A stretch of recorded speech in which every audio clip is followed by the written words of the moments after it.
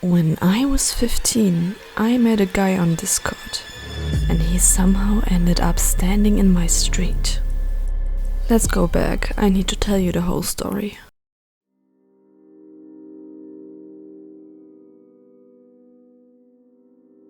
"2020 was a weird year, if not the weirdest year of my life.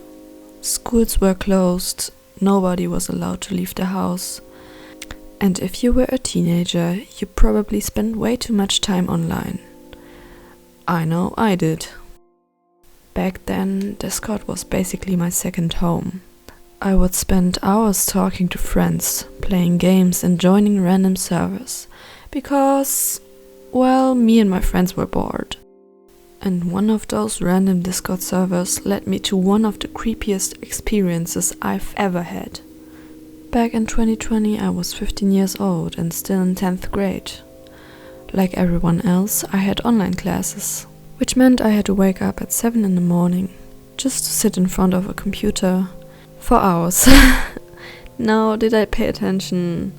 Let's just say Minecraft was also open, along with Discord. One day, my friends and I joined a random anime Discord server called Weep Group, and everything was completely normal. At least for a week, because that's when we met a guy. Let's call him John. That is obviously not his real name, but I won't be telling his real name for legal reasons. At first, John just seemed a little strange.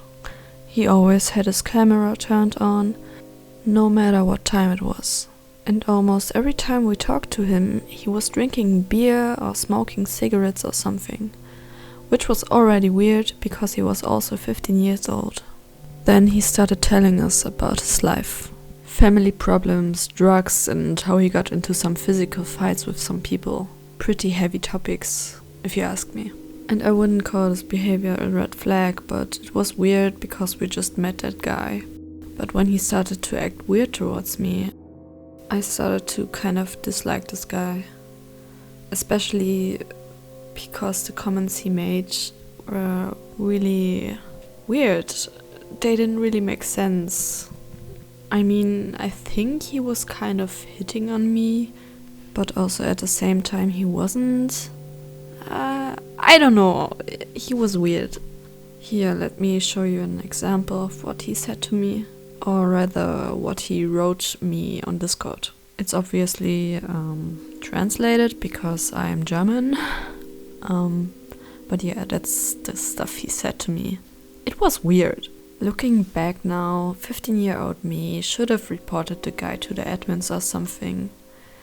But instead, I didn't do anything. Because apparently my younger self couldn't really recognize red flags that good. I just thought the guy was weird. Sadly, John knew that I lived in Berlin, which wasn't exactly a secret in my friend group.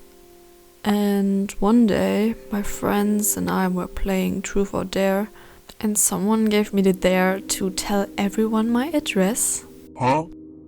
And initially, I didn't want to tell them, because that's still a very private information about me. Why would I tell you guys? But my so-called friends kept pressuring me to say it, because I can't just bail on a dare and it would be unfair because they had to say some things too or whatever. They kept pressuring me until I told them exactly where I was living. I was so stupid. Leave me alone!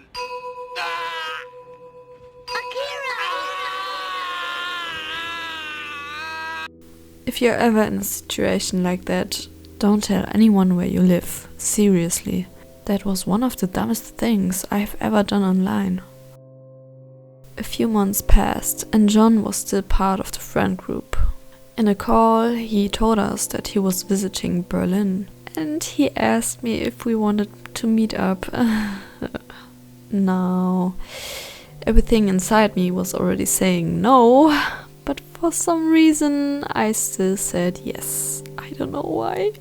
Maybe I didn't want to be rude. Maybe I was just incredibly naive. But I think I was just the biggest people pleaser ever back then. Before we actually met, he asked me if he should pick me up from my house. And at least I refused that request from him. I would absolutely not get that guy near my house. So instead, we agreed to meet at a train station. At first, everything seemed fine. We walked around Alexanderplatz, which, if you've never been to Berlin, is one of the busiest places in the city. There are lots of people and lots of tourists. I felt pretty safe there. But then John said, "Let's explore Berlin a little." I asked him where he wanted to go, and he said he knew a cool place. And for some reason I followed him again. Don't do this. I'm practically making this video so you don't repeat my mistakes. Eventually we arrived where he wanted to go. And that's when I realized where we were. Görlitzer Park. Now, if you don't know anything about the Görlitzer Park, let's just say this isn't exactly the place I would choose for a relaxing afternoon in Berlin.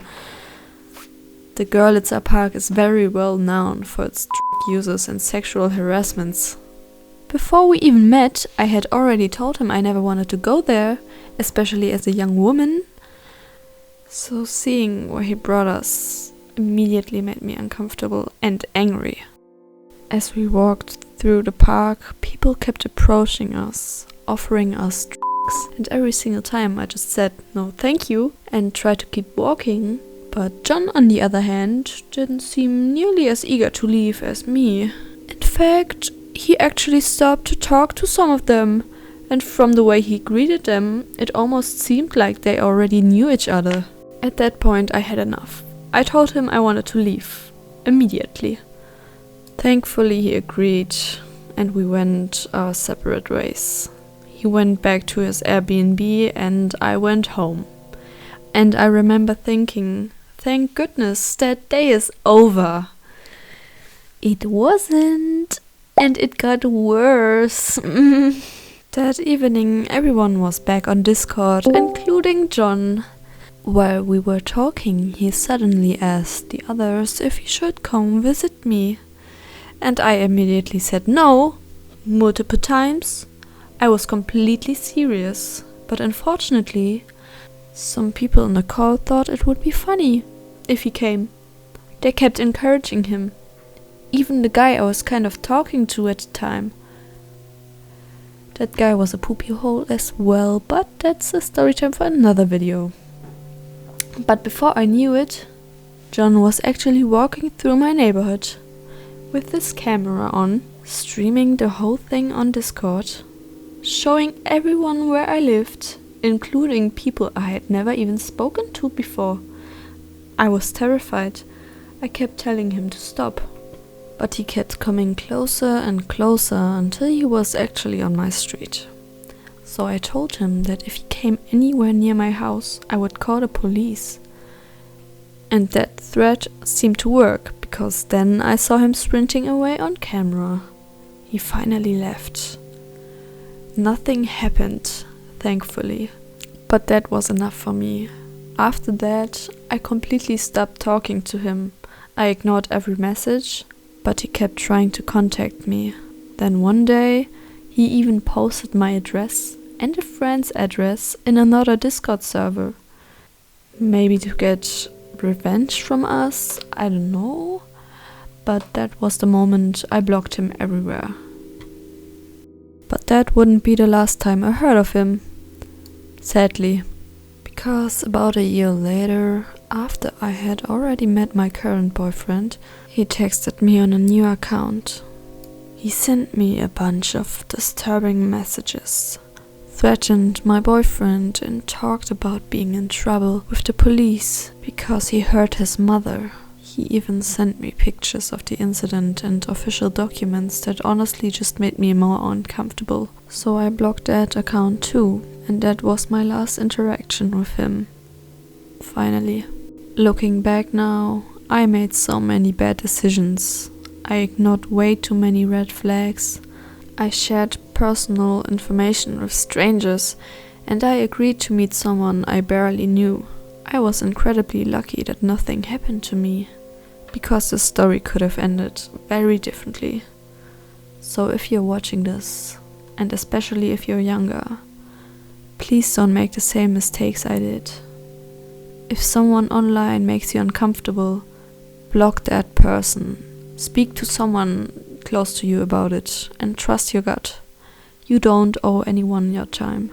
You don't owe anyone a meetup, and you definitely don't owe anyone your address. So stay safe. Bye.